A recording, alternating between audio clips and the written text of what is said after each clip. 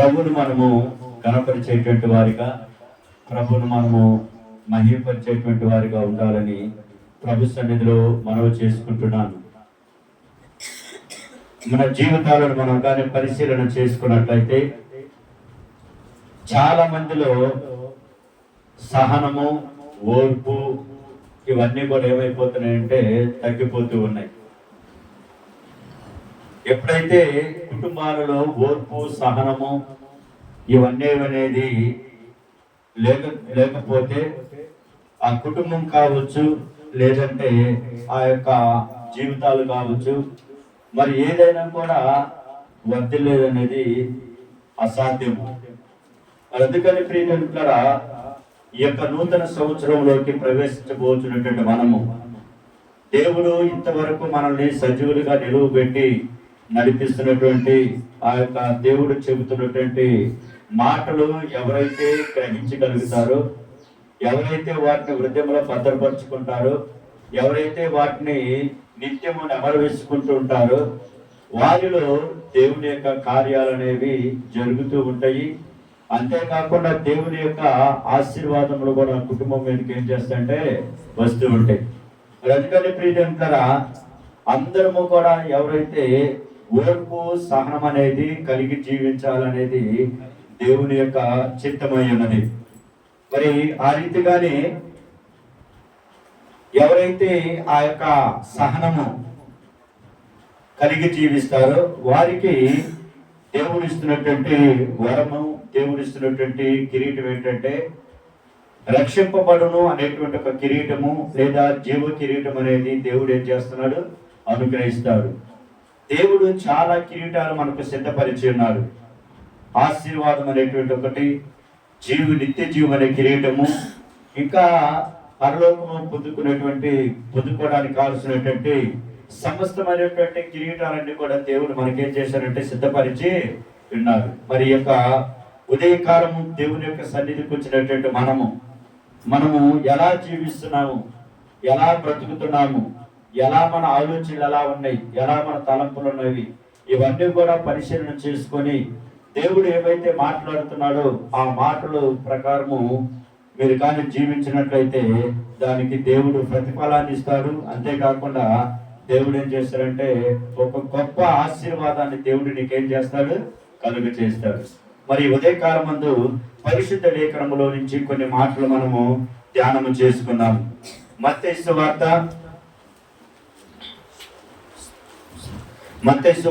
10వ అధ్యాయము 22వ వచనాన్ని మనం ఒకసారి జ్ఞాపకం చేసుకుందాం. మత్తయి సువార్త 10వ అధ్యాయము 22వ వచనాన్ని మనమందరం జ్ఞాపకం చేసుకుందాం. మీరు నా నామము నిమిత్తము అందరి చేత ద్వేషింపబడుదురు, అంతము వరకు సహించిన వాడు రక్షింపబడును. చాలమ్మ, చిన్న ప్రార్థన. ప్రేమామయుడ, కరుణామయుడ, దయగల తండ్రి, నిత్యుడగు తండ్రి, సమాధానకర్తమైన దేవా, నీకే స్తోత్రములు నాయన.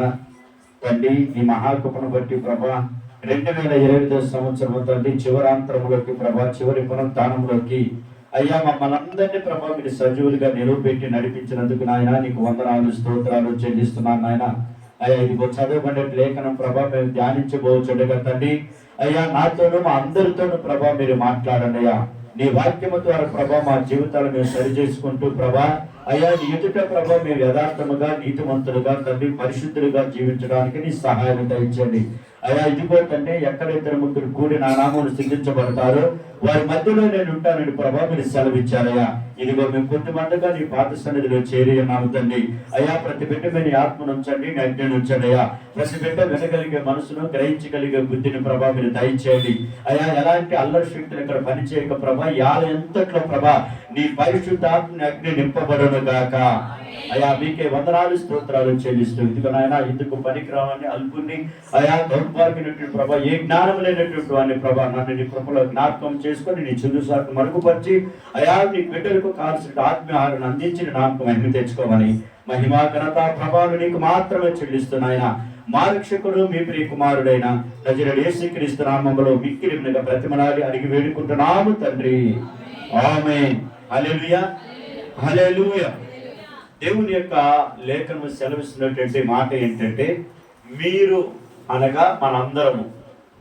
మీరు అనగా ఎవరమ్మా? మనందరము నా నామమును బట్టి అనగా దేవుని యొక్క నామమును బట్టి ఏమవుతారంట? అందరి చేత మీరు ఏమవుతారంట? ద్వేషింపబడతారంట. కొన్నిసార్లు మనము దేవుని యొక్క సన్నిధి విషయంలో, దేవుని విషయంలో అనేక మంది చేత ద్వేషింపబడుతూ ఉంటాము, అనేక మంది చేత మాటలు పడుతూ ఉంటాము. అందుకని దేవుడే అంటున్నటువంటి మాట, మీరు నా నామము నిమిత్తము అందరి చేత ఏమించబడతారంట? ద్వేషించబడతారు అంటారు. అందరి చేత హింసించబడతారు అని అంటున్నారు. అందరి చేత ఎగతాళి చేయబడతారు అంటారు. అయితే దేవుడు అంటున్నట్టు మాట,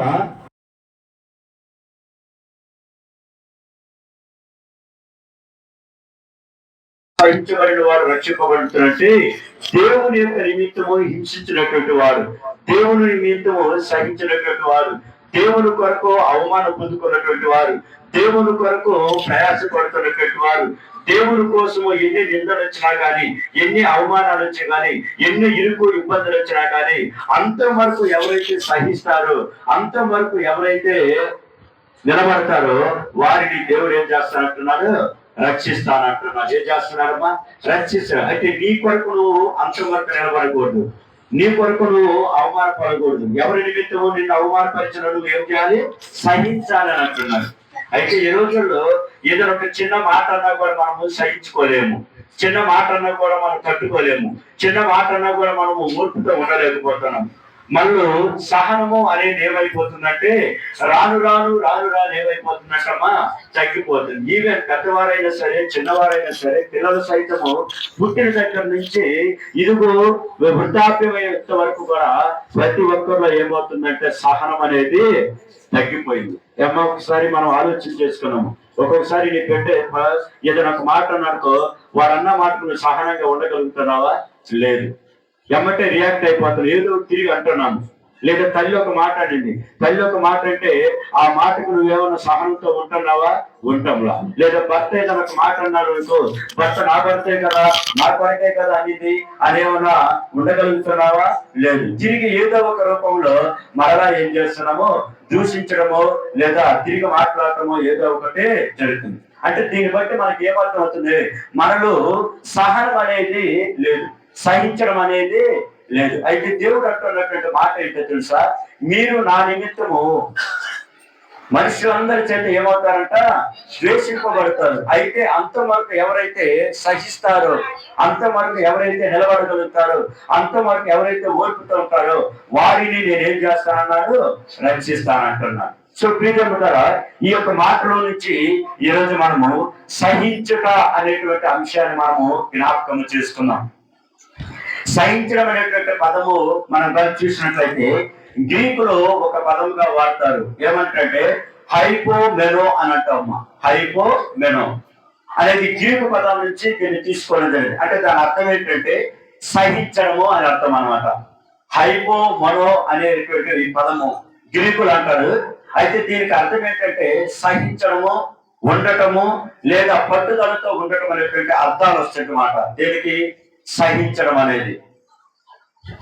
ఇంకా కొన్నిసార్లు ఏంటంటే ఇదేమవుతుందంటే ప్రతికూల పరిస్థితులను కూడా, పరీక్షలను భరించడమే కాకుండా ఏమవుతుంటే విశ్వాసాన్ని కాపాడుకోవడంలో కూడా ఈ సహించడం అనేది మనకి సహాయం చేస్తూ ఉంటుంది.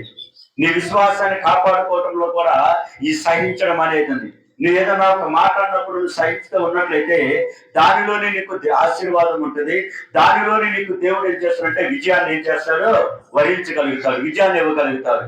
మరి ఈరోజు బిడ్డలో కావచ్చు, కుమార్తెలో కావచ్చు, తల్లుల్లో కావచ్చు, తండ్రిలో కావచ్చు, లేదా కుమార్తెలో కావచ్చు, ఎవరిలోనైనా మనం చూసినట్లయితే ఏమవుతుందంటే సహనము అనేది ఏమవుతుందంటే తగ్గిపోతుంది. మరి ఎందుకో దేవుడు ఈ ఉదయకాలం నేను లేచి అలా బైబిల్ చదువుతున్నప్పుడు ఈ మాట దేవుడు నాతో మాట్లాడించాడు. మనుషులు చెడ్డ దేవుని విషయంలో ఎవరు కూడా ఒక మాట కూడా పడలేకపోతున్నారు. దేవుని యొక్క విషయంలో ఎవరు కూడా సహించలేకపోతున్నారు. దేవుని యొక్క విషయంలో ఎవరు కూడా ఓర్పుతో ఉండలేకపోతున్నారు. అందుకని దేవుని యొక్క దీవెన మనం పొందుకోలేకపోతున్నాము. దేవుని యొక్క ఆశీర్వాదాలు మనం పొందుకోలేకపోతున్నాము. కుటుంబాలన్నీ కూడా ఏమైపోతున్నాయంటే చిన్నాభిన్నం అయిపోతున్నాయి. సో ఆ సహనం అనేది ఏ కుటుంబంలో అయితే ఉంటుందో, ఆ సహనము ఓర్పు అనేది ఏ కుటుంబంలో అయితే ఉంటుందో, ఏ కుటుంబంలో అయితే సర్దుకుపోయేట మనసు ఉంటుందో ఆ కుటుంబాలు ఎలా ఉంటాయంటే దీవెనకరంగా ఉంటాయి, ఆశీర్వాదకరంగా ఉంటాయి. దేవుడారా, అంతేకాకుండా ఆ కుటుంబం మీద దేవుని యొక్క కనుదృష్టి ఏమవుతుందంటే ఉంటుంది. నా కనుదృష్టి మీ మీద ఉంటుందని ఉంది. నా కనుదృష్టి ఎల్లప్పుడూ తన సన్నిధిలో ఉంటుందని అంటున్నారు. మరి ప్రీతి అనుకుంటారా, మరి దేవుడే అంటున్నటువంటి మాట ఏంటంటే ఆయన నిమిత్తం ఎవరైతే సహిస్తారో, ఆయన నిమిత్తం ఎవరైతే దూషింపబడతారో, ఆయన నిమిత్తం ఎవరైతే ప్రయాసపడతారో వారందరినీ దేవుడు ఏం చేస్తానంటున్నాడు, రక్షిస్తానంటున్నాడు. ఈ దేవుని సంగమా, దేవుడు బిడ్డారా, ఈరోజు సహించడంలో మన జీవితం ఎలా ఉంది, మనం ఎంతవరకు సహించుకోగలుగుతున్నాం, ఎంతవరకు ఓర్పుతో ఉండగలుగుతున్నారు. ఎవరైనా ఏదైనా ఒక మాట అన్నప్పుడు మనం తిరిగి ఆ మాటకు బదులు చెబుతున్నామా, లేదా మనము సహించుకొని ఉండగలుగుతున్నామా అనేది మనము పరిశీలన చేసుకోవాలి. ప్రియ దేవుని బిడ్డలారా, అందుకనే ఈ సహించడం అంటే చూడ విశ్వాసాన్ని ఏం చేస్తుందంటమా, కాపాడుకోవటము మరియు ఒకరి నమ్మకాలను గట్టిగా పట్టుకోవడం కూడా ఈ యొక్క పదము సూచిస్తూ ఉంది. ఏంటా పదము? సహించడము. ఒకసారి నీ భర్త ఏదైనా ఒక మాట అన్నాడు అనుకో, తిరిగి ఎప్పుడన్నా నీ భర్తతో నువ్వు గొడవపడకుండా ఉన్నావా? ఒకసారి ఆలోచన చేసుకోండి. లేదా ఒక కూతురు కానీ కుమార్తె కానీ, లేదా ఒక మాట తల్లి అదిందనుకో, బిడ్డలు ఏమైనా ఎదురు తిరగకుండా అంటున్నారా? అక్కడ దాకెళ్ళారంటే కొంచెం ఓపిక పట్టుకోవాలంటే ఓపిక పట్టుకోలేనటువంటి పరిస్థితులు ఇప్పుడు ఉన్నటువంటివి. మరి ఇలాంటి జీవితంలో జీవిస్తున్నటువంటి మనము దేవుడు అంటున్నట్టు సహించుకొని ఉండండి అంటున్నాడు, ఓర్పుతో ఉండండి అని అంటున్నాడు. సో నువ్వు అలా సహించి ఓర్పుతో ఉండటం వల్ల ప్రియం కదా ఎన్నో మేలులను పొందుకుంటావు, ఎన్నో దీవెనలు పొందుకుంటావు. అందుకని సహనం అనేది కావాలి. మన యేసయ్య కూడా ఎంతో సహనంతో ఉన్నాడు. మన యేసయ్య ఎంతో మౌనం వహించాడు. మన యేసయ్య, మన దేవుడు మన కొరకు ఈ లోకంలోకి వచ్చేసి నిన్ను రక్షించడానికి, నిన్ను కాపాడటానికి, నీకు నిత్య జీవాన్ని ఇవ్వడానికి, నీకు పరలోక ధన్యతను కలుగు చేయడానికి, నీ నిమిత్తము ఆయనకి ఎన్ని నిందలు వచ్చినా, ఎన్ని అవమానాలు వచ్చినా, ఎన్ని దెబ్బలు పడ్డా కూడా ఏం చేశాడు యేసయ్య? గొర్రెపిల్ల బొచ్చు కత్తిరించిన వారి ఎదుట ఏ రీతిగా అయితే మౌనంగా ఉందో యేసయ్య కూడా ఏం చేశాడు? ఆ రీతిగానే మౌనంగా ఉన్నాడు. హల్లెలూయా, హల్లెలూయా. మరి దేవుడు నాకు యేసయ్యే మౌనంగా ఉన్నప్పుడు మనం ఎంత చెప్పండి, మన ఒక చిన్న మాటకు కూడా మనం ఏం చేస్తున్నామో తట్టుకోలేకపోతున్నాం. ఒక తల్లి ఏదైనా ఒక మాట అంటే తట్టుకోలేకపోతున్నాం, ఒక తండ్రి ఏదైనా ఒక మాట అంటే తట్టుకోలేకపోతున్నాం. ఎంత ఓర్పుతో ఉన్నామో అనేది కూడా మనం పరిశీలన చేసుకోవాలి. ప్రియ దేవుడి సంగమా, దేవుడి బిడ్డలారా, ఎందుకంటే సహనంతో ఉన్నటువంటి వారిని అంతం వరకు ఎవరైతే ఉంటారో, చివరి వరకు ఎవరైతే ఉంటారో వారిని ఏం చేస్తానంటున్నాను? రక్షిస్తానంటున్నాను. దేవుడు ఏమంటున్నాడు? వారిని నేను ఏం చేస్తాను? రక్షిస్తానంటున్నాడు. మరి ఈ రోజు నీ పరిస్థితి ఎలా ఉంది? నువ్వు రక్షణ వారికి పొందుకునే స్థితిలో నువ్వు జీవించగలుగుతున్నావా? దేవుడి నుంచి కూడా సహించమని అంటున్నాడు, సహనంతో ఉండమని అంటున్నాడు. మరి ఆ రీతిగా నువ్వు ఉండగలుగుతున్నావా అనేది మనము పరిశీలన చేసుకోవాలి. ప్రియ దేవుని బిడ్డలారా, అందుకని దేవుని యొక్క లేఖనం అంటున్నటువంటి మాట అదే. ఏమిటంటే నా నిమిత్తము ఎన్ని ఇబ్బందులు వచ్చినా కానీ, ఎన్ని దోషణలు వచ్చినా కానీ, ఎన్ని అవమానములు వచ్చినా కానీ, ఎంతమంది ద్వేషించినా కానీ ఏం చేయమన్నారు? సహించమని అంటున్నారు. మరి ఆ సహనములోనే ఏముంటుందో ఈ రోజు మనం తెలుసుకున్న ప్రియజనుడు, నువ్వు సహించడం ద్వారా, నువ్వు సహనం కలిగి జీవించడం ద్వారా, నువ్వు పట్టుదల కలిగి జీవించడం ద్వారా, నువ్వు నిలిచి ఉండటం ద్వారా, ఓకేనా, నీ పరిస్థితిలో నీకు అనుకూలమైనటువంటి పరిస్థితులు లేనప్పుడు కూడా నువ్వు సహనంతో ఉండటం వల్ల దేవుడు నీకు ఇవ్వబోతున్నటువంటి ఆశీర్వాదం ఏంటో, దేవుడు నీకు ఇవ్వబోతున్నటువంటి దీవెనలు ఏంటో తెలుసుకొని ఇక్కడి నుంచి అయినా సహనంతో ఉండటానికి ప్రయత్నం చేయాలి. ప్రియజనులారా, అంటే మీరు ఉంటున్నారు ఉండట్లేదని నేను అంటున్నా. ఒకసారి దేవుని యొక్క లేఖనం హెచ్చరిస్తుంది. మరి ఆ హెచ్చరించిన లేఖన ప్రకారము నీలో అలాంటి గుణం ఉన్నదా లేదా అనేది మనం ఏం చేయాలి? పరిశీలన చేసుకోవాలి.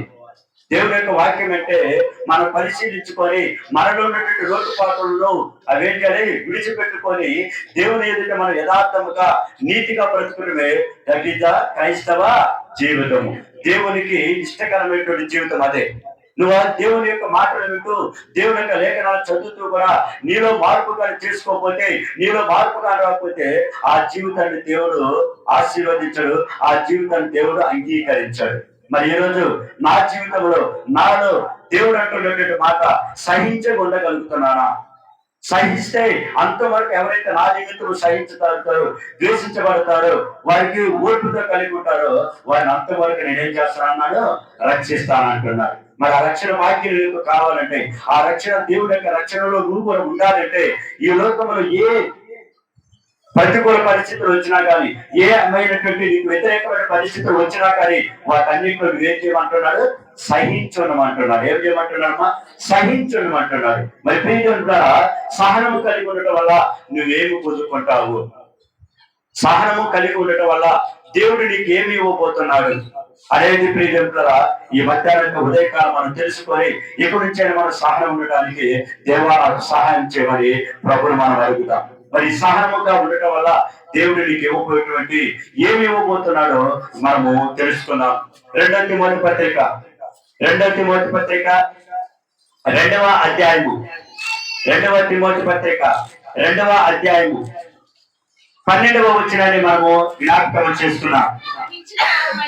సహించిన వారమైతే ఆయనతో కూడా ఏలుదుము, ఆయనను ఎరుగుమంటే మనలను ఆయన ఎరుగనను.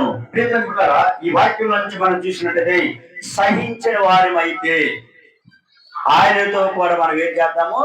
ఏలుదుము.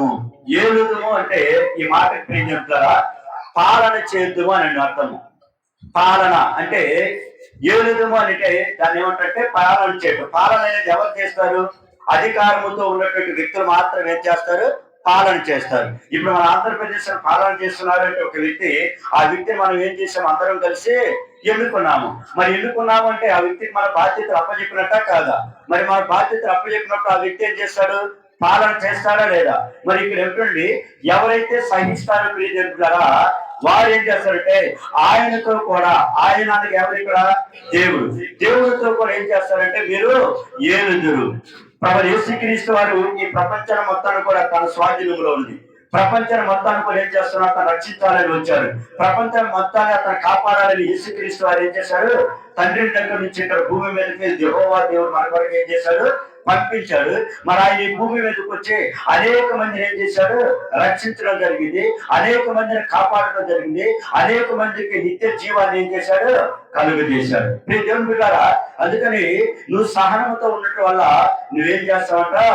ఏలుతావు అని అంటున్నావు. అనగా పరిపాలించడము అనేటువంటిది నువ్వు పొందుకుంటావు. దేవుని బిడ్డారా, నువ్వు ఎప్పుడైతే సహనంతో ఉంటావో అప్పుడు దేవుని దగ్గర నుంచి నువ్వు పొందుకునేటువంటి వరం ఏంటో తెలుసా? ఆయనతో కూడా నువ్వేం చేస్తావు? ఏలుతావు. ఆయనతో కూడా నువ్వేం చేస్తావా? ఏలుతావు. ఆయనతో కూడా నువ్వు పరిపాలిస్తావు. ఎందుకు బట్టి తెలుసా? దేవుని నిమిత్తమై, ఆయన నిమిత్తమై నువ్వు అన్ని విషయాలు ఏం చేశావు? సహనముగా ఉన్నావు. ఏం చేసావమ్మా? సహనముగా ఉన్నావు. ఒక విషయం నేను మీకు చెప్తా. రాజకీయ నాయకులు మన దగ్గరకు వచ్చేటప్పుడు ఎంత సహనంతో ఉంటారు, గెలవటానికి ఎంత సహనంతో. ఈవెన్ చెప్పు ఇసిరేసినా సరే వాళ్ళు నిన్నేమంటారు ఆ సమయంలో. ఎందుకు? వాడికి అవసరం అది. అవునా కదా? అందుకని ఎంతగా తగ్గించుకొని ఏం చేస్తాడు? ఎంత చిన్నవాడైనా సరే, ఎంత ముసలివాడైనా సరే, ఎంత పిల్లోడైనా సరే, నువ్వు ఎంత పెద్దవాడైనా సరే నువ్వేం చేస్తావు తెలుసా? వాడి ఎదుట నమస్కారము చేస్తావు. ఎందుకు బట్టి నువ్వేం చేయాలనుకున్నావు? ఏలాలనుకున్నావు. అంటే అక్కడ నువ్వేం చేసావు? సహించావు. వాడు ఏదన్నా కూడా నువ్వేం చేసావు? సహించావు. వాడు ఎన్ని మాట్లాడినా సరే వాడు పట్టించుకోవట్లా. నువ్వు ఆ సహనంతో కాబట్టి నువ్వు దేవుడు ఒకసారి నీకు వరం ఇచ్చినప్పుడు ఆ వరాన్ని బట్టి నువ్వేం చేస్తావు? ఆ ప్రాంతాన్ని పరిపాలన చేస్తావు. హల్లెలూయా, హల్లెలూయా. మరి దేవుడు అంటున్నటువంటి మాట తెలుసా? సహించిన వారు అయితే ఆయనతో కూడా నువ్వేం చేస్తావంట? ఏలుతావంట. మరి దేవుడు ఎంత గొప్ప వరం ఇస్తున్నాడు చూడండి. నువ్వు అనేక మంది రక్షించే మార్గంలోకి దేవుడు నిన్ను తీసుకొస్తాడు.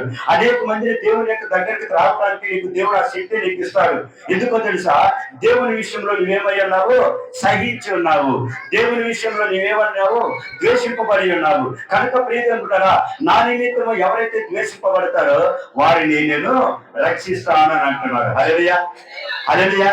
మరి ప్రియదేవులారా, నువ్వు రక్షణ మార్గంలోకి రావాలంటే, నువ్వు దేవుని చేత రక్షింపబడాలంటే నువ్వు దేవుని నిమిత్తమై సహనంతో ఏం చేయాలి? ఏం చేయాలమ్మా? కలిగి ఉండాలి. ఏం కలిగి ఉండాలి?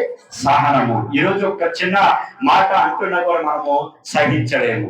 ఈవెన్ ఒక చిన్న పిల్లడైనా సరే, ఈవెన్ నీ తల్లి అయినా సరే, అరే బాబు ఎందుకు ఇలా తిరుగుతున్నావంటే నీకేం తెలుసు గమ్ముకున్నట్టు.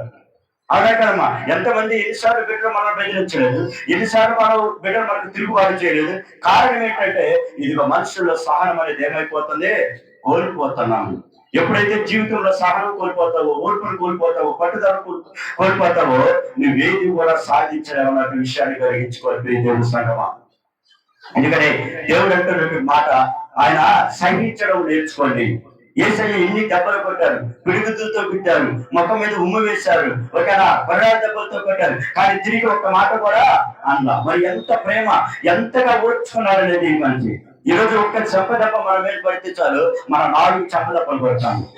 ఒక మాట ఎదురు వ్యక్తి అంటే మన 4 మాటలు ఏం చేస్తున్నాము, ఎదురు తిరిగి అంటున్నాం. మరి దీన్ని సహనం అంటామా? సహనం అనలేదు. మరి సహనం అంటే ఏం తెలుసా, వాడు ఈ చెంపలు కొట్టే నువ్వేం చేయాలి, ఈ చెంపలు. అందుకని మన యేసయ్య ప్రేమ కలిగిన వాడు కాబట్టి ఆయన చెప్తున్న ప్రతి మాట కూడా చాలా వాల్యుబుల్ అయినటువంటి వర్డ్స్ అమ్మా.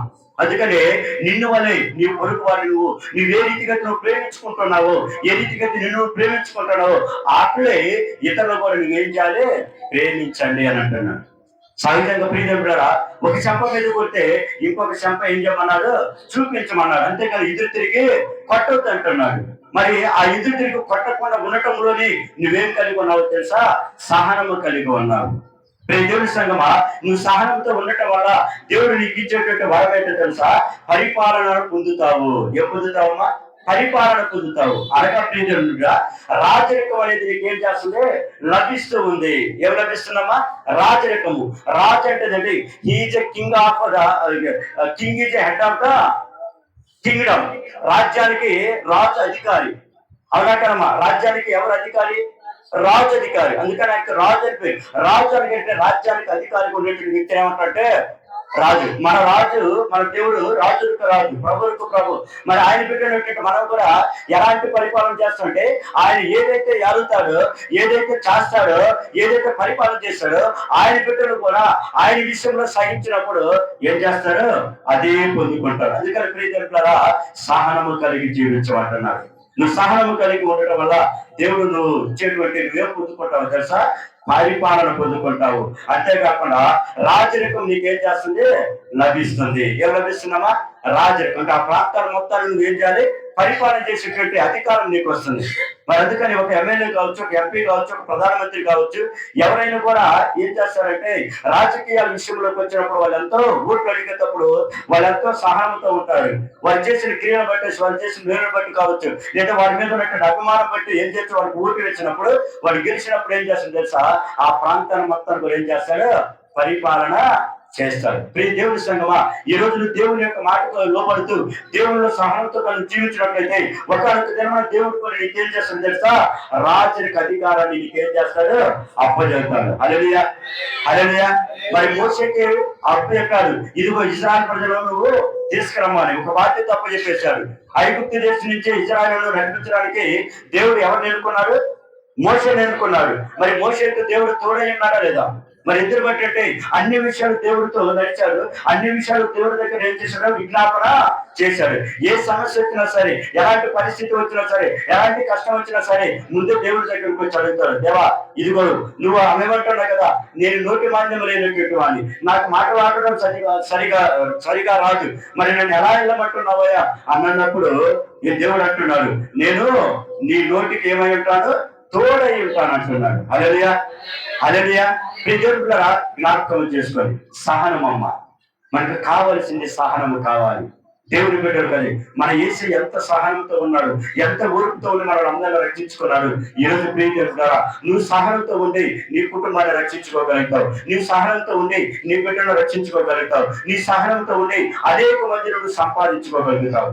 మరి అందుకని పోలీసారి నీకు చెప్పాను, ప్రపంచంలో ఏ దేవుడు కూడా మన దేవుడు సంపాదించినట్టు ప్రజలను సంపాదించుకోలేకుండా. కారణం ఏంటో తెలుసా, మన దేవుడు ఏ ఆయుధాన్ని ఉపయోగించలేదు, మన దేవుడు ఏ డబ్బులు ఉపయోగించు, కానీ ఒకే ఒక్కటే ఏం ఉపయోగించా, ప్రేమ అనేటువంటి ఆయుధాన్ని మాత్రం ఉపయోగించాడు. హల్లెలూయా, హల్లెలూయా.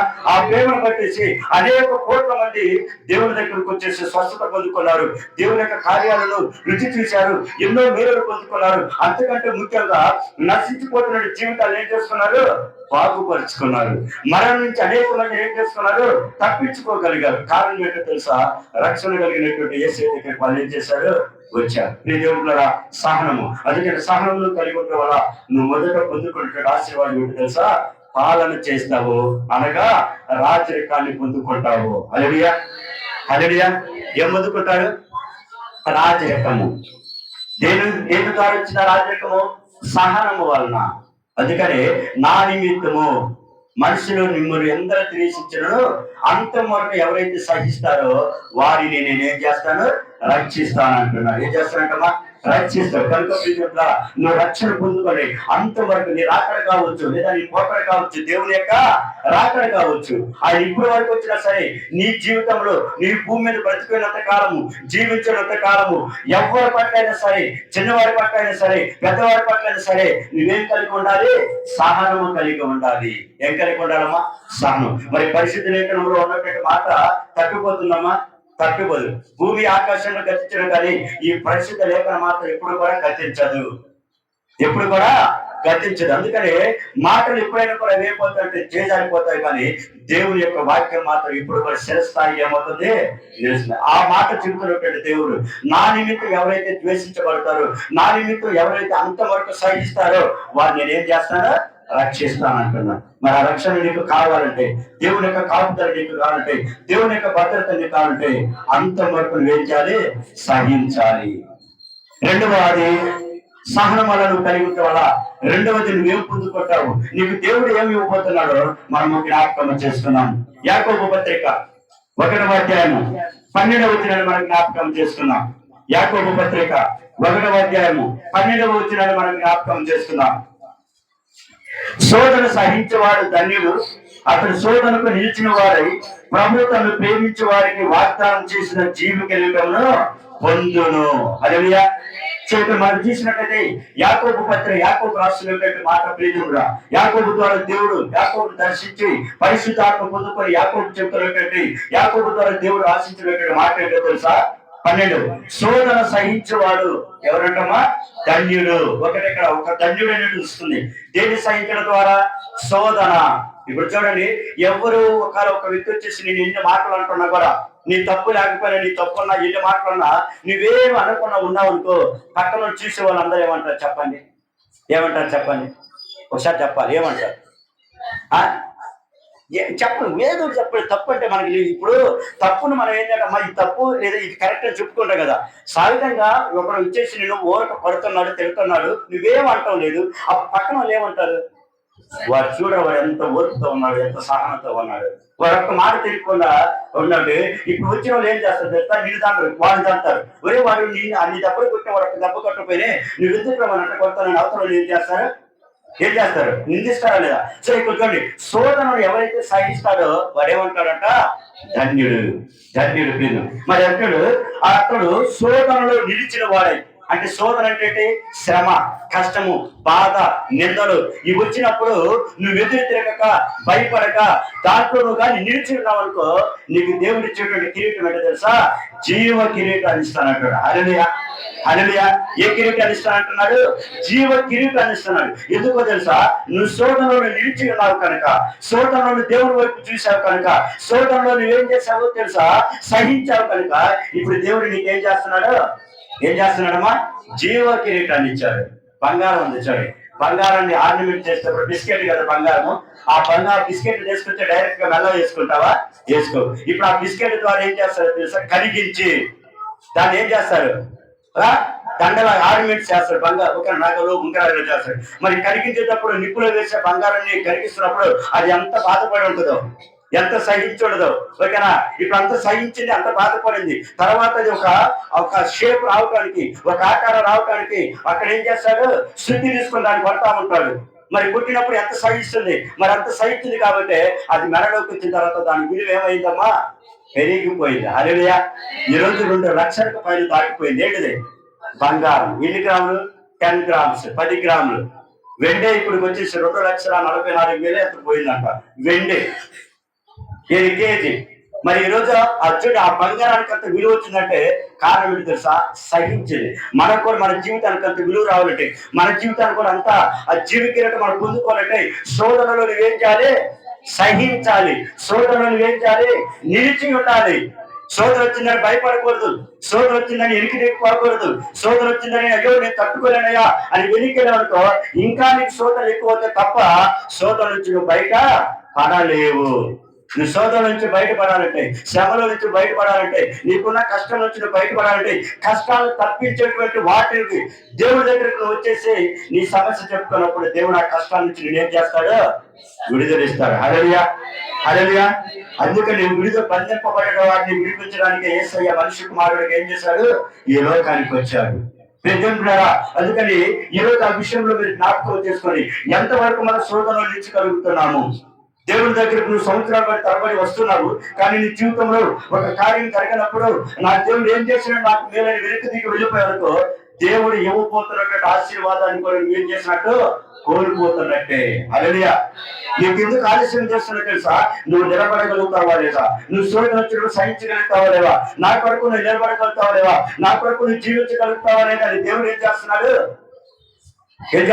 నీకు సహన పరీక్ష చేస్తాడు. అయితే ఆ పరీక్ష కూడా ప్రియతున్నారా, నువ్వు నీకు మించినది కట్టాడు. ఎప్పుడు కూడా గుర్తుపెట్టుకోవాలి. నువ్వు తట్టుకోగలిగిన దానికి మాత్రమే ఏం చేస్తాడు దేవుడు ఇస్తాడు. అయితే దాంట్లో నువ్వు నిలబడినట్లయితే ఇక నీకు వచ్చేటువంటి కిరీటం ఏంటో తెలుసా? జీవ కిరీటము. అంటే దానికి అంతం లేనటువంటి కిరీటం. ఎంత గొప్ప మేలుస్తున్నాడు. కేవలం ఒకే ఒక్క ఆధిక్యులు కలిగి ఉండటం వల్ల ఏంటో తెలుసా? సహనము. చూడండి, సహనమును కలిగి ఉండటం వల్ల ఒకటి పరిపాలన చేసేటువంటి రాజరికాలను పొందుకోగలుగుతావు. రెండోది నువ్వు సహించడం వలన, నువ్వు శోధనలో నిల్చుకోవడం వల్ల రెండోది పొందుకునేది ఏంటో తెలుసా? జీవ కిరీటాన్ని పొందుకుంటున్నావు. అంతేకాకుండా నీకు ఒక క్రెడిట్ వచ్చేసింది. ఏంటో తెలుసా? నువ్వు ధన్యుడు. ఎవరో మనవు ధన్యుడు. ఆ ధన్యతను పొందుకోవాలంటే నీకు వచ్చినటువంటి శ్రమలలో ఏం చేయాలి? సహించాలి, నిలిచి ఉండాలి. అందుకని శోధనలో సహించేవాడు ఏం చేస్తాడమ్మా? శోధనలో సహించేవాడు ఎవరట? ధన్యుడు. మరి ఆ ధన్యతలను రావాలంటే ప్రియజనులారా, ఈ లోకంలో ఏ శ్రమ వచ్చినా కూడా నువ్వేం చేయాలి? సహించాలి. అందుకని జీవ కిరీటం పొందుతుంటారు. అనగా ప్రియజనులారా, పరలోక రాజ్యానికి లభిస్తుంది. హల్లెలూయా, హల్లెలూయా. ఏం లభిస్తుంది నీకు? ద హెవెన్, ఆ పరలోక రాజ్యం నీకు లభిస్తుంది. ఎందుకో తెలుసా? ఈ లోకంలో నువ్వు ఎలా నిలిచావో తెలుసా? శోధనలో నిలవబడగలిగావు. ఈ లోకంలో నువ్వు ఎలా జీవించావో తెలుసా? దేవుని నిమిత్తం ఎందరిని దూషించినా సరే, ఎందరిని ద్వేషించినా సరే, ఎందరిని అవమానపరిచినా సరే, దేవుడి కోసం నువ్వేం చేశావు? నిలబడ్డావు. కాబట్టి దేవుడు నీకేమిచ్చాడు? జీవ కిరీటాన్ని ఇచ్చాడు. అంతేకాకుండా ఆ పరలోకంలో ప్రవేశించే ధన్యతను నువ్వేం చేశావు? పొందుకున్నావు. కేవలము ఒకే ఒక్క మాట చేయటం వల్ల ఏంటి తెలుసా? అన్ని విషయాలు నువ్వు ఎలా ఉన్నావు? సహనముగా ఉన్నావు. అన్ని విషయాలు నువ్వు ఎలా ఉన్నావు? సహనంగా ఉన్నావు. మీరు దేవుని బిడ్డలారా, మరి ఈరోజు ఏ ఒక్క విషయంలో నువ్వు సహనంగా ఉండగలుగుతున్నావా? కొడుకు వచ్చి ఒక తల్లిని ఒక మాటల విషయంలో కావచ్చు, లేదా తల్లి వచ్చేసి ఒక మాటల విషయంలో కావచ్చు, లేదంటే కొడుకులు తల్లుల విషయంలో కావచ్చు, బిడ్డలు తల్లుల విషయంలో కావచ్చు, లేదా కోడలు అత్త విషయంలో కావచ్చు, అత్త కోడల విషయంలో కావచ్చు, లేదా ఏ విషయంలోనైనా ఏం కలిగి ఉన్నామంటున్నాడంటే సహనము కలిగి ఉండండి. ఒక్కసారి సహనం కలిగి మీరు జీవించండి, దేవుడు నీ జీవితంలో అద్భుతాలు చేయగలుగుతాడు. హల్లెలూయా, హల్లెలూయా. ఆ సహనం ఉండటానికి మనం ఇష్టపడట్లా. అందువల్ల దేవుడు ఇచ్చిన ప్రతి ఈవును మనం పోగొట్టుకుంటున్నాము. దేవుడు ఇచ్చే ప్రతి ఆశీర్వాదాలు మనం పోగొట్టుకుంటున్నాము. ఈ రోజు నా పరిస్థితి ఎంతో దుర్భరమైన స్థితిలో ఉంది అని అనడానికి కారణం ఏంటో తెలుసా? అది నీ చేతిలోనే ఉంది. నువ్వు అందరితో కలిసి ఉండటం వల్ల, అందరితో జీవించడం వల్ల, అందరి విషయాలు సహనంగా ఉండటం వల్ల నీ దేవుడు నీ జీవితాన్ని అభివృద్ధి పరుస్తాడే తప్ప నీ జీవితాన్ని కుంటుపరిచేటువంటి వ్యక్తి కాదు. అసలు యేసయ్య ఎందుకు వచ్చాడు తెలుసా? నీకు సమృద్ధికరమైన జీవితాన్ని ఇవ్వడానికి యేసయ్య పరమనుడి భూమికి వచ్చాడు. హల్లెలూయా. సమృద్ధికరమైన జీవితం అంటే ఇక నీకు ఎలాంటి లోటు లేనటువంటి జీవితాన్ని ఇవ్వడానికి దేవుడు ఈ లోకానికి వచ్చాడు. మరి దాన్ని నువ్వు గుర్తెరుగుతున్నావా? దాన్ని నువ్వు గ్రహించగలుగుతున్నావా? ఆ విషయాలు నువ్వు సహనంగా ఉండగలుగుతున్నావా? నిజంగా ఒక్క మాట అంటే చాలు, రెండు మాటలు ఎదురు మాట్లాడే సమాజం. ఇప్పుడు ఒక్క మాట మాట్లాడితే చాలు ఎదురు తిరిగి కొట్టేటువంటి సమాజము. ఈ సమాజంలో నీ జీవితం ఎలా ఉంది? ఈ సమాజంలో నువ్వు ఎలా బ్రతుకుతున్నావు? ఒకసారి పరిశీలన చేసుకోవాలి. దేవుడు సగమా, దేవుడు బిడ్డ, ఎంత జనాలు దేవుడు మాట్లాడుతున్నటువంటి మాట. జనవరి మాసంలో ఇదిగో ఈ యొక్క చివరి మాసము, ఇంతవరకు నువ్వు సహనంతో ఉండగలిగావా? ఏ విషయాలు నువ్వు సహనంగా లేక అనేక సార్లు నువ్వు దుఃఖించుంటావు, అనేక సార్లు బాధపడి ఉంటావు, అనేక సార్లు నువ్వు నీ బిడ్డల విషయంలో కావచ్చు, లేదా నీ తల్లి విషయంలో కావచ్చు, లేదా నీ బంధుమిత్రుల విషయంలో కావచ్చు, లేదా నీ కన్నా బిడ్డల విషయంలో కావచ్చు, ఎన్నిసార్లు దుఃఖించుంటావు, ఎన్నిసార్లు వేదపడి ఉంటావు, ఎన్నిసార్లు మనసు స్థిమితి లేకుండా దిగులుతో చింతతో బాధపడి ఉంటావు. అయితే దేవుడు అంటున్నాడు కదా, నా నిమిత్తము కొంచెం కాలం ఓపిక పట్టు, ఎంతకాలము? కొంచెం కాలం మీరు ఊపిరి పట్టినట్టే తర్వాత నేనేం చేస్తాను తెలుసా? స్థిరపరుస్తానంటున్నారు. ఏం చేస్తానంటారు? స్థిరపరుస్తానంటున్నారు. నిన్ను ఆశీర్వదిస్తానంటున్నారు. నిన్ను దీవిస్తానంటున్నారు. కానీ ఆ కొంచెం కాలంలో మనము స్థిరంగా పోకపోవటం వలనే ఈరోజు మన జీవితం అనేక కష్టాలు ప్రారంభమవుతున్నాయి. అనేక కష్టాలు కొని తెచ్చుకుంటున్నాం. ప్రియ సంగమా, ప్రియ దేవుని బిడ్డలారా, మరి ఈరోజు సహించడం వలన అంటున్నాడు, సహించండి, ఓర్చుకోండి, ఓర్పు కలిగి ఉండండి, సహనము కలిగి ఉండండి అని దేవుడు అంటున్నాడు. మరి తన కుమారుడు సహనంతో ఉన్నాడు కాబట్టి ఇప్పుడు ఆ కుమారుడు ఎక్కడున్నాడు? తండ్రి యొక్క కుడిపార్శ్వం కూర్చొని ఏం చేస్తున్నాడు? తండ్రిని ఆరాధిస్తూ ఉన్నాడు, తండ్రిని స్థుతిస్తూ ఉన్నాడు, తండ్రిని కనపరుస్తూ ఉన్నాడు. ఆ పరలోక రాజ్యంలో ఎంత సంతోషంతో ఉన్నాడు చూడండి. ఇప్పుడు నువ్వు మట్టి మీద తిరుగుతున్నావు, నువ్వు రేపు దేవుని నమ్మకం నుండి స్థిరంగా ఉండి నువ్వు నిలిచున్నట్లయితే రేపు నిన్ను బంగారు వీధుల్లో ఏం చేస్తాడు? దేవుడు నడిపిస్తాడు. హల్లెలూయా, హల్లెలూయా. ఆ విశ్వాసం నీకుండా ప్రియులారా, విశ్వాసం ముందుకు కొనసాగినట్లయితే నీ జీవితాన్ని అద్భుతంగా దేవుడు మార్చగలిగినటువంటి దేవుడు. మన దేవుడికి అసాధ్యమైనటువంటి ఏది కూడా లేదన్నటువంటి విషయాన్ని మనం తెలుసుకోవాలి ప్రియదేవుడా.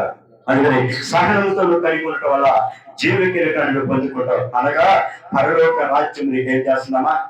వర్తిస్తుంది. పరలోక రాజ్యాన్ని పొందుకోగలుగుతాం.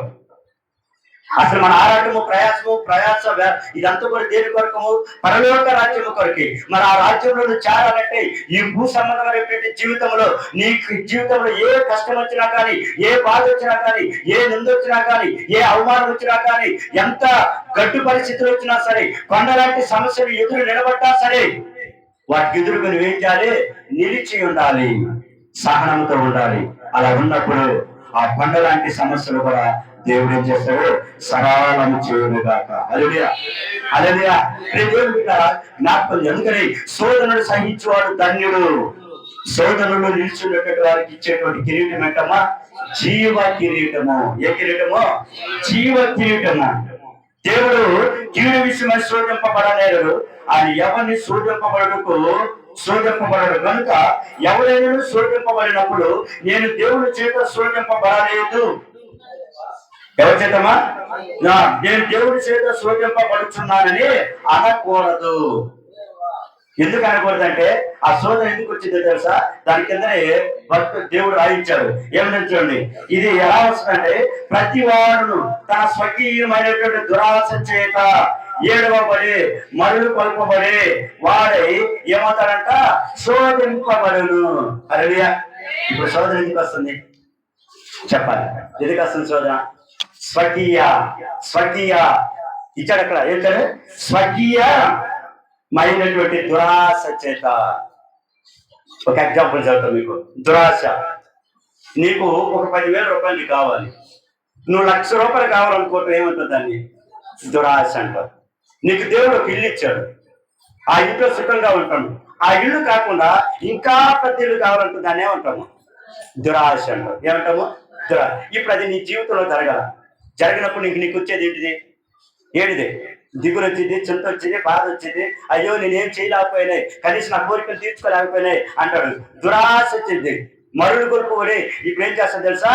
ఇంకా శోధనలోకి వెళ్ళిపోదు. శోధన అంటే అది కట్టడానికి నువ్వు అనేకమైనటువంటి ప్రయత్నాలు చేస్తా ఉంటావు. దొంగతనం చేయొచ్చు, ఇంకా ఏదైనా చేసి డబ్బు సంపాదించి చేస్తావు, గృహాన్ని కడతావు. మరి దానివల్ల నీకు ఆశీర్వాదం ఉంటుందా?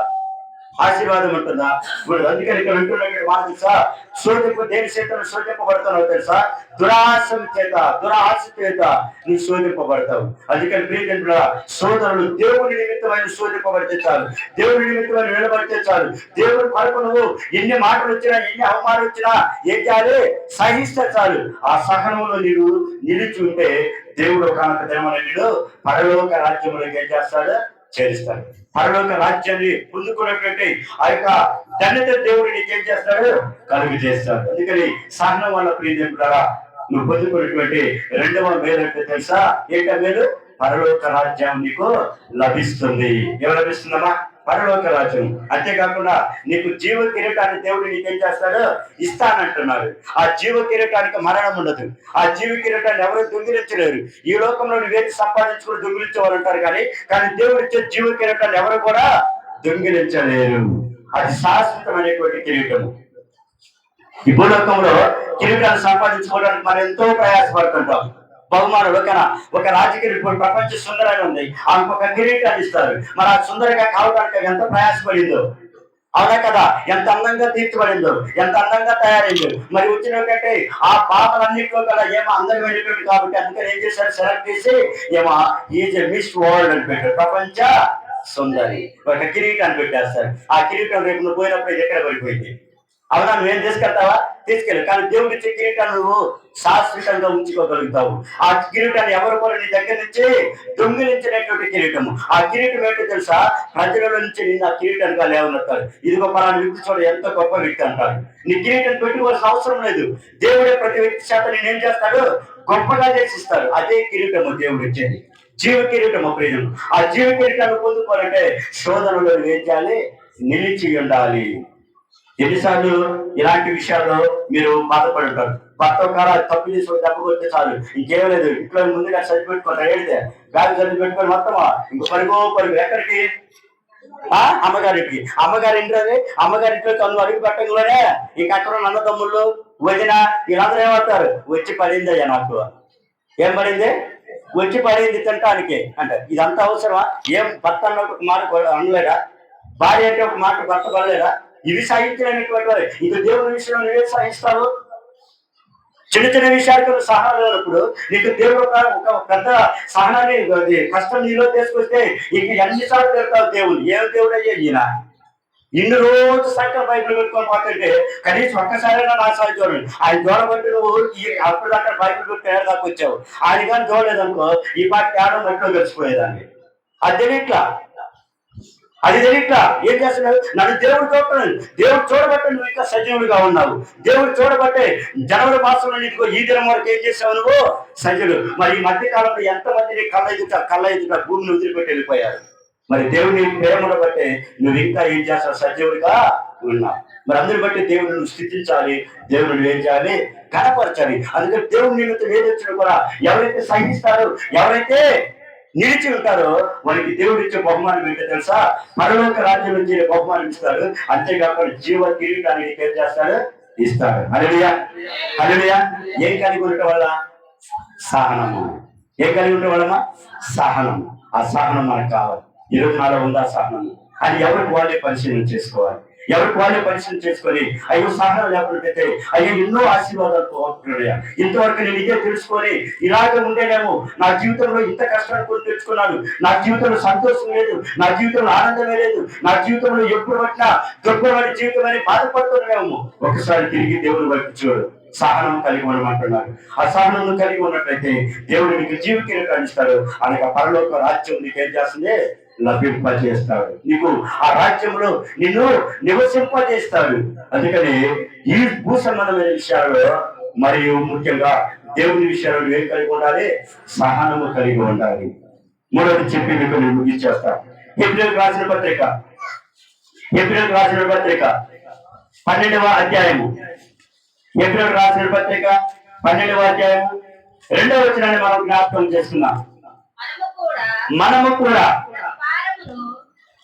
చదువుమా, మనము కూడా లేకపోతే మొదటి చదువు తెలుపు. ఇంత గొప్ప సాక్షి సమూహము మేఘం వలె మనలను ఆవరించి ఉన్నందున మనము కూడా ప్రతి భారమును సులువుగా చిక్కులు పెట్టు పాపమును విడిచిపెట్టి విశ్వాసములకు కర్తయు దాన్ని కొనసాగించు వాడునైనా యేసు వైపు చూచుచు మన ఎదుట ఉంచబడిన పందెములలో ఓపికతో పరిగెత్తుము. ఆయన తన ఎదుట ఉంచబడిన ఆనందము కొరకై అవమానమును నిర్లక్ష్య పెట్టి శిలువను సహించి దేవుని సింహాసనం యొక్క కుడి పార్శ్వమున ఆసీనుడై ఉన్నాడు. హల్లెలూయా, హల్లెలూయా. ప్రియజనులారా, దేవుని దగ్గర ఉన్నటువంటి ఆనందము కొరకు, దేవుని యొక్క కుడి పార్శ్వమును కూర్చోడానికి, దేవుని యొక్క కుడి పార్శ్వమును కూర్చొని విజ్ఞాపన చేయడానికి, ఆ ఆనందమును స్వీకరించడానికై, ఆ ఆనందము కొరకు ఈ లోకంలో ఏం చేశాడు తెలుసా, ఏం చేశాడంటమా, ఓపికతో ఏం చేశాడు, పరిగెత్తాడు. అంతేకాకుండా చూడండి ప్రియజనులారా, ప్రతి భారము సులువుగా చిక్కులు పెట్టేటువంటి పాపమును ఏం చేయాలి, విడిచిపెట్టేయాలి. మనలో ఉన్నటువంటి ప్రతి ఒక్క భారమును, ఈ భారం నుండి చిక్కులు పెట్టేటువంటి పాపం ఏదైతుందో, ఆ సిన్ ఏదైతుందో దానిని మనం ఏం చేయాలంట? విడిచిపెట్టేసేయాలి. దాన్ని మనలోంచి తీసివేసుకోవాలి. దాన్ని మనం ఎప్పుడైతే మనలోంచి తీసివేసుకుంటామో అప్పుడు ఏమవుతుందో తెలుసా? మనం ఇంకా విశ్వాసముతో విడిచిపెట్టి, విశ్వాసములకు కర్తయు దాన్ని కొనసాగించు వారిని యేసు వైపు చూచుచు మన ఎదుట ఉంచబడినటువంటి ఏ విధమా ఉంచబడిన పందెములో ఓపికతో పరిగెత్తమంటున్నాడు. ప్రియమిత్రులారా, ఎందుకు మనకి భూ సంబంధమైన కొన్ని క్రీడలు జరుగుతూ ఉంటాయి. ఆ క్రీడలు